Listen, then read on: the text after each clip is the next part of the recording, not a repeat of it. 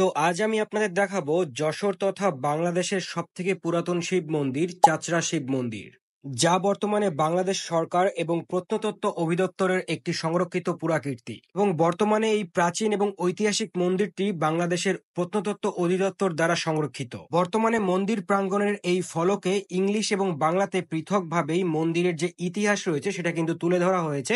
আমি আপনাদের মাঝে দেখাচ্ছি যে মন্দিরের যে ইতিহাসটা সেটা কিন্তু সম্পূর্ণভাবে এই ফলকেই দেওয়া হয়েছে। এবং মন্দিরের গায়ে প্রাপ্ত লিপি হতে জানা যায় যে শ্রী মনোহর রায় ১৬১৮ শকাব্দে অর্থাৎ ১৬৯৬ খ্রিস্টাব্দে এই মন্দিরটি নির্মাণ করেছিলেন, যা আজও কালের সাক্ষী হয়ে দাঁড়িয়ে আছে।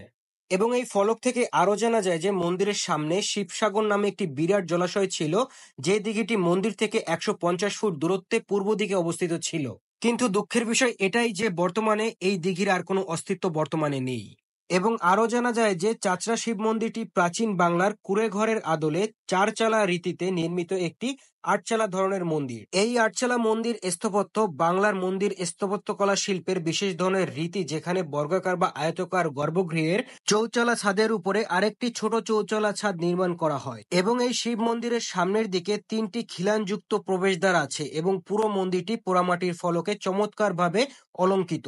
এবং মন্দিরের সামনের অংশ অতি সুন্দরভাবে কারুকার্যময়, যার কারণে মন্দিরটি এখন বাংলাদেশের পুরাকীর্তিটা এক অন্যতম নিদর্শন।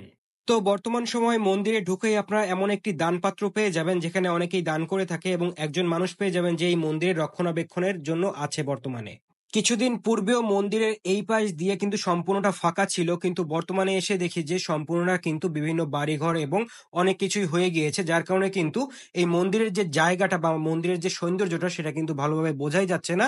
এবং যেহেতু মেইন রোডের পাশেই মন্দিরটি, যারাই যখন এই দিক থেকে যায় মন্দিরটা দেখে কিন্তু সবারই ভালো লাগে, কারণ যেহেতু অনেক পুরাতন মন্দির এবং অনেক কারুকাজে মণ্ডিত এই মন্দিরটি, যার কারণেই কিন্তু এটা দেখতেই ভালো লাগে। এবং দেখতেই পাচ্ছেন যে পুরাকীর্তি যে নিদর্শন, যে পোড়ামাটির ফলক, এগুলা কিন্তু বর্তমানে দেখা যায় না। প্রাচীন কাল থেকেই বাংলার বিভিন্ন বাড়ি, মন্দির, মসজিদে কিন্তু এই কারুকাজের যে ফলকগুলো এগুলোই আমরা দেখে আসছি, কিন্তু বর্তমানে এই সমস্ত কাজের কোনো মূল্য আমরা দিতে যাই না, যার কারণে কিন্তু এটা ধ্বংসপ্রাপ্ত হতে যাচ্ছে। এবং রক্ষণাবেক্ষণের অভাবে কিন্তু সব পুরাকীর্তি আমাদের ধ্বংসপ্রাপ্ত প্রায়, যার কারণে আমি আপনাদের সবাইকেই বলবো আমাদের যে পুরাকীর্তি আছে সেটা মন্দির হোক বা মসজিদ, অবশ্যই আপনারা নিজ নিজ স্থান থেকে এগুলো সেভ করার ট্রাই করবেন, তাহলেই কিন্তু আমাদের বাংলার ঐতিহ্যগুলো বেঁচে থাকবে। দেন মন্দিরের সামনেই আমি একটা বড় প্রণামী বাক্স দেখতে পেলাম, যেখানে যারা দর্শনার্থী আসে তারা কিন্তু এখানে প্রণামী দিয়ে থাকে, অর্থাৎ কিছু দান করে থাকে। এবং সামনেই দেখতে পাচ্ছেন এটাই হচ্ছে মেইন গেট, এবং এখান থেকেই ভগবান শিবকে দেখা যায়। এবং এখানেই কিন্তু প্রতিনিয়ত শিব ঠাকুরের পূজা হচ্ছে, যা আমি জানতে পারলাম এখানে যে দায়িত্বে আছে সেই আমাকে বললো যে এখানে প্রতিনিয়তই পূজাটা হচ্ছে এবং এটা রক্ষণাবেক্ষণই তারা করছে। কিন্তু আমার কথা হচ্ছে এখানে তারা রক্ষণাবেক্ষণ করছে, কিন্তু চারিপাশের যে পরিবেশ সেটা খুবই অগোছালো, কারণ একটা প্রত্নতাত্ত্বিক নিদর্শনের যে স্থাপনার যে আশেপাশের যে পরিবেশটা সেটা কিন্তু খুবই ভালো হতে হবে, না হলে কিন্তু এটা রক্ষণাবেক্ষণ ততটা ভাবে সম্ভব হবে না। যার কারণে আমি বলবো যারা এর রক্ষণাবেক্ষণে আছেন অবশ্যই সম্পূর্ণভাবে রক্ষণাবেক্ষণ করবেন, যাতে করে আমাদের এই পুরাকীর্তিটা বেঁচে থাকে সারা জীবন। এই কথাটা বলার কারণ হচ্ছে আমি যখন এই পুরাকীর্তির গেটের সামনে আসি দেখতেই পাচ্ছেন আপনারা এখানে ইট বালু দিয়ে সম্পূর্ণটা ভরাট করে রাখা হয়েছে। আমি জানি না যে কেন এখানেই ইট বালিটা রাখা হয়েছে এত সুন্দর একটা স্থাপনার সামনেই, যাতে করে এই স্থাপনাটা কিন্তু তার সৌন্দর্যটা হারাচ্ছে।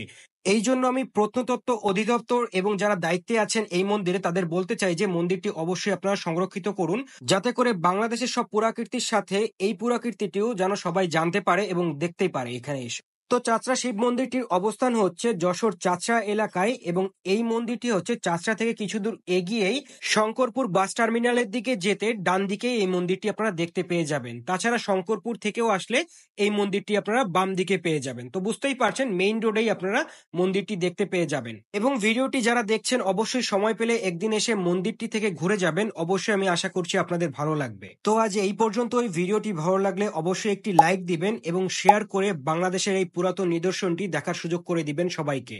ধন্যবাদ।